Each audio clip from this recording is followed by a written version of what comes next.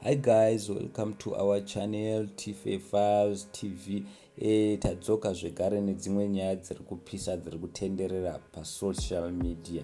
It seems levels naShashl things ended up in tears. Vana vanenge vazoita inonzi breaking up because pane mapicture ari kutenderera pasocial media ari kutaura nezvekuti vana ava vaita inonzi unfollowing each other. Vana ava vanga vachiteverana pane maplatform akawanda pasocial media, asi especially paInstagram havachaita sei, havachateverani. Saka zvinhu kusateverana kwavo kwabva kwaratidza zvinhu zvakawanda. Vanhu vakati vanhu ava vanenge vasingachadanani.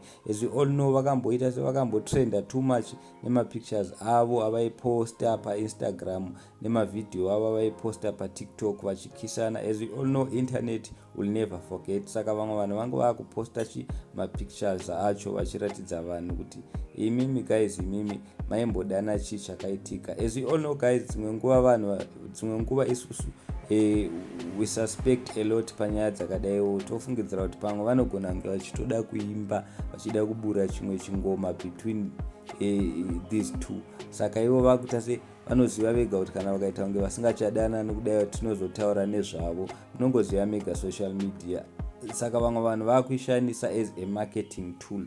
Saka isusu kune redu side togona ngofungidzirawo futi kuti this is a publicity stunt. Vanhu vanenge vari kumaketa because hapana full story. Naye level angobuda akamira nemumwe musikana. Saka vamwe vanhu vafungidzira kuti vatoramba naShashi wacho nalevels because musikana wachona aonekwa, ananga achionekera, anoonekera, haasitombori Shashl. Saka ndonyaya yacho guys, ndakoti ndikuupdate ndikuudze kuti pane something which is not adding up between their story. Asi kana muchida unonyatsotsvagisisa nyaya yacho, endai kuZim Celebrity paInstagram. Thank you so much. Don't forget to like and subscribe.